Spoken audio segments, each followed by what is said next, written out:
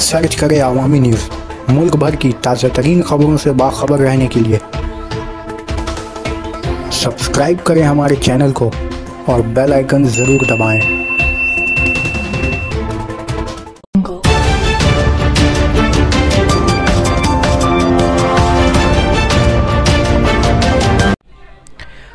चोरी के 27 mobile phone के साथ एक गिरफ्तार। मालदा जिला के कालीचक थाने की पुलिस ने खुफिया जानकारी चोरी के मोबाइल समेत एक शख्स को गिरफ्तार किया। बताया जा रहा है कि कालीपुर कैबराज पाड़ा इलाके में मुहिम चलाकर उसे पकड़ा गया, जिसकी शनाख्त मोहम्मद समीउल्लाह शेख की हैसियत से हुई है।